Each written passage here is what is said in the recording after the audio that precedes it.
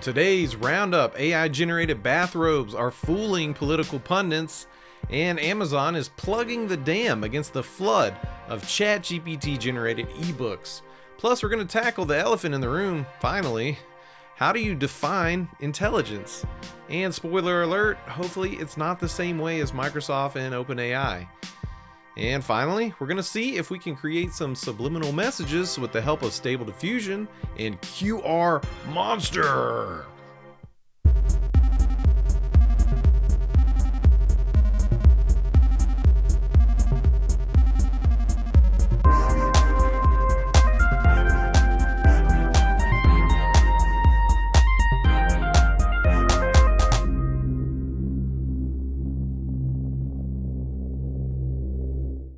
What's up, everybody? Welcome back to AI Roundup. I'm your host, Phil Buck, and before we get started, I just want to share some events that happened on the MSP Media Network last week or coming soon. In case you missed it, we had Bits and Books return with Marnie Sockman, the host, and it was an excellent discussion about the book Getting Naked by Patrick Lencioni. I really enjoyed it, and I recommend checking it out yourself. And also returning next week, the Tech Bar with Powerhouse Ray and guest host Alex Boyd, and they will be welcoming Trevor Thomas of Zen Contract, and they're going to be heating things up with a hot sauce challenge. So make sure you mark your calendars for next Thursday at 6:30 p.m. Eastern Time. All right, guys, let's jump right into an AI alert. Okay, shout out to my Facebook friend Ryan Elbesco for sending this story my way. An AI-generated image of Senator Rand Paul in casual attire has gone viral, sparking debate and misinformation amid discussions about the Senate's dress code. The image was created in response to Majority Leader Chuck Schumer's decision to relax the Senate dress code, a move that has been both criticized and praised. The viral nature of the AI-generated image and the platform's verification changes have raised concerns about the spread of misinformation, especially as the U.S. approaches the 2024 presidential election. Now, I thought this was super interesting because, you know me, I love whenever I see these fake images getting over on people. I got to talk about it. We're going to be talking about some images that have been going around later with some subliminal messaging in there that I can't wait to share for you. But I had not seen this story until Ryan sent it my way. It's interesting because this image has received over 2.9 million views on one account, and another one known as Proud Elephant got over 6 million views.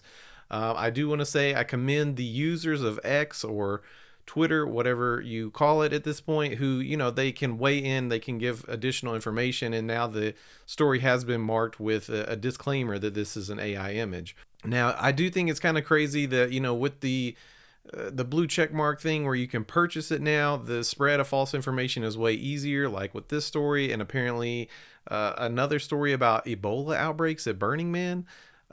It's definitely weird.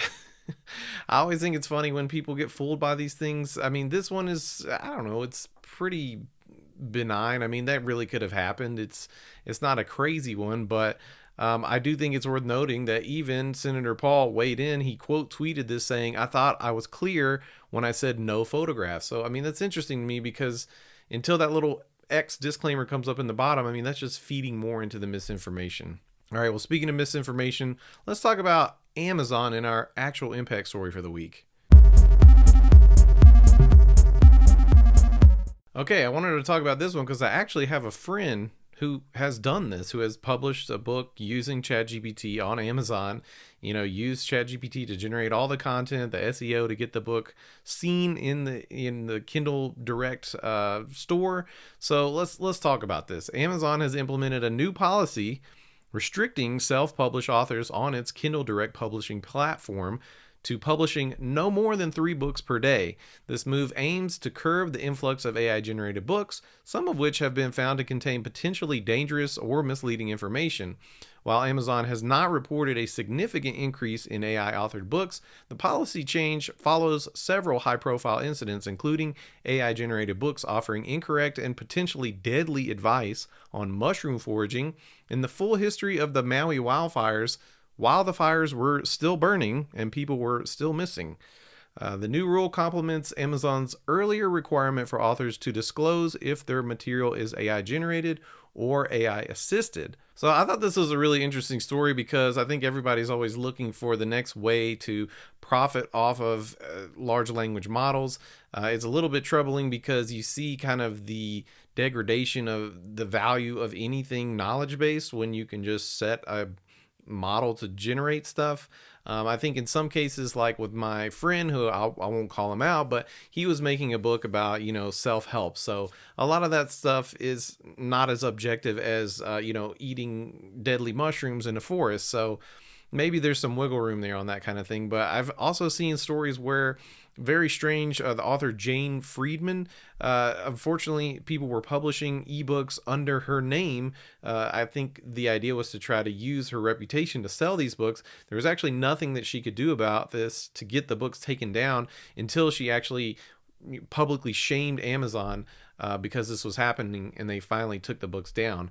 I do think this story, one of the reasons I wanted to bring it up is they do kind of differentiate between AI generated and AI assisted, which is something I've been kind of advocating for on the show for a while now. Basically, if you are wholly getting the content of the book to come from something like ChatGPT and doing very little editing, very little changing of it, then this is supposed to be considered AI generated. Now, the difference is if you use something like ChatGPT to come up with your ideas and then you further workshop it and edit it yourself, or vice versa, where you actually created a book for the most part of the content all by yourself, and then you used a tool to copyright it, to, spell check, all that kind of stuff, then those are considered AI assisted. And to me, that seems like the gray area we should be playing in, and not so much the area where we just have like a endless flow of ebooks on Amazon that are just almost wholly automated by large language models. All right, well, today's episode has been full of pretty problematic stories for AI across the board. And today's big picture story is a really big picture because I'm talking about the elephant in the room. I think it's probably far past time for a reminder on this show that the current state of artificial intelligence technology is actually not intelligent at all. It's mostly just a buzzword for these algorithmic machine learning, large language model based technologies that, if we're being honest, they really don't hold any characteristics of intelligence, artificial or not. And that really digs at the question in today's segment: what is intelligence?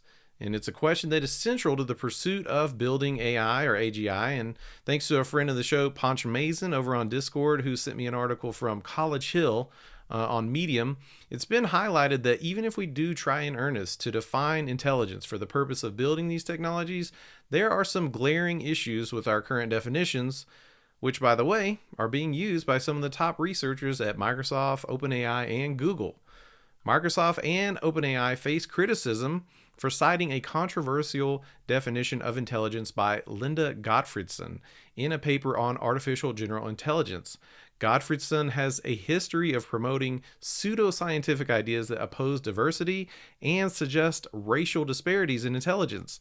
The paper was updated multiple times following public criticism, but raises concerns about the lack of scrutiny in preprint servers like RZIV and the broader issue of how intelligence is conceptualized in AGI research. The incident also highlights the tech industry's general disregard for the humanities and social sciences, which could prove critical for context for AGI development. All right, so this is crazy to me because, a lot of these companies, especially OpenAI, they claim one of their big overarching goals is to create an artificial general intelligence. And if that is your goal, then you really need to have a solid idea of what you believe intelligence is to work toward that goal. Now, we've covered on this show a lot that there's many, implicit biases built into these models just by nature of being trained on real world scenarios. I've recently been listening to the book Hello World. I don't know if any of y'all have checked that out, but it's a great book. It's kind of dated at this point, but it just talks about how real world data, obviously influenced by the history of the world, is oftentimes just simply incompatible, with algorithmic math. And it's pretty interesting that here we're not even talking about numbers. We're just talking about the philosophy behind artificial intelligence, or AGI. I mean, I think it's pretty troubling to see that Microsoft, some of the researchers at DeepMind, are referencing this Govritson's definition, which is deeply problematic. I mean, I think for me, this paper, I'm really glad it came my way because it does cut deep to the core of some of what's going on here that is not being acknowledged hardly at all. And I think that we do need to have a very clear definition based on something that isn't highly prejudiced against certain people as the basis for building something like AGI. But I think more than anything, it might be good to take a back step and just, start redefining a lot of these technologies and efforts that we're discussing on this show, that they're not really AI. It probably is time to correct that misnomer. What am I gonna? Maybe I need to rename this show the LLM Roundup or something of that nature. All right, guys. Well, this show has been pretty heavy and pretty serious, so I think it's time to pivot into something a little more fun. I've got some memes that I've been seeing all over the internet with hidden subliminal messages, and it's time to revisit a story we did in the past where we were showing you how to make QR codes into amazing art. Well, you can use that same method to embed hidden messages in some of your own Stable Diffusion generated images. All right, it's time for my favorite part of the show. We're going to be doing a use case, and I love it. We're going to be getting back to using Stable Diffusion to create some hidden text within the generated images. Now, we've seen this before. I'll throw a card up on the screen for the last episode where we did this with QR codes. It's been a while, and you can see I also did it here with the logo for AI Roundup. We're going to be playing around with that some more now. How did I discover this? I mean, I've been seeing these images going around on Facebook and some of my groups where, they're embedding the text into an image, and this one is probably so small on your screen you can see it immediately.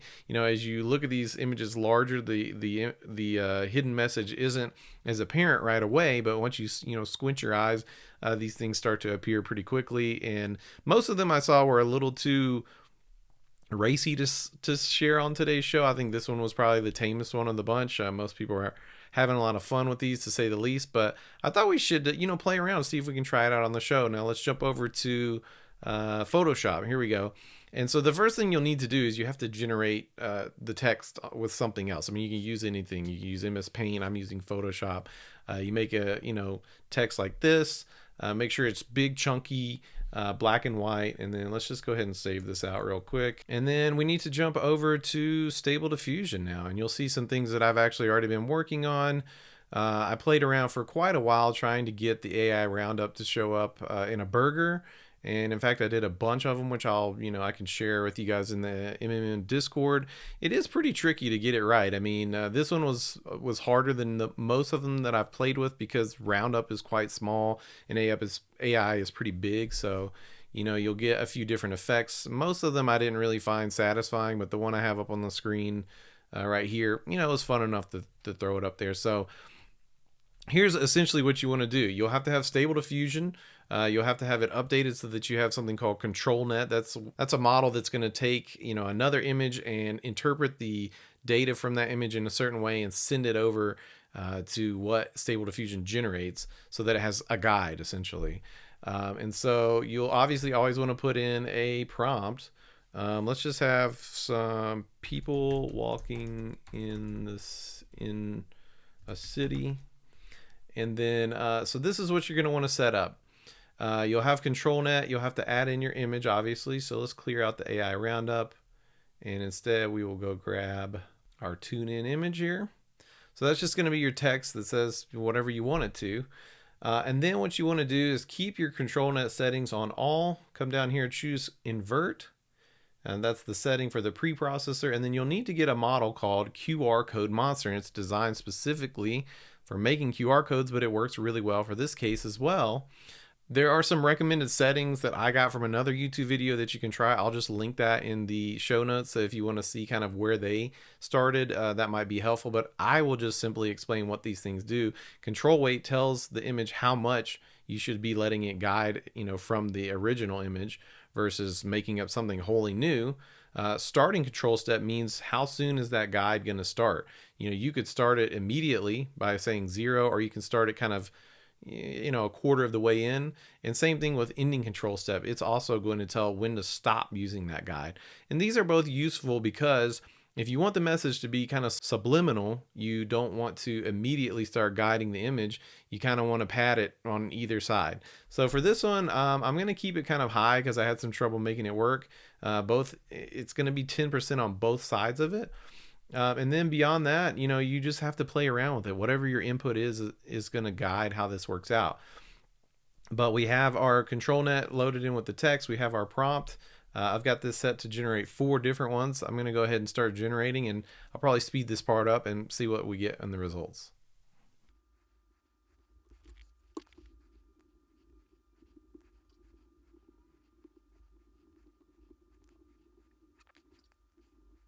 All right, well, let's see what we got. This is a pretty cool test because the image being so small on the screen for a use case like this, you actually can get a pretty clear idea of where those words are. I think as soon as you start making them bigger, I can't really see that in there at all. If I squint my eyes, I start to see it again. But yeah, these are pretty subtle.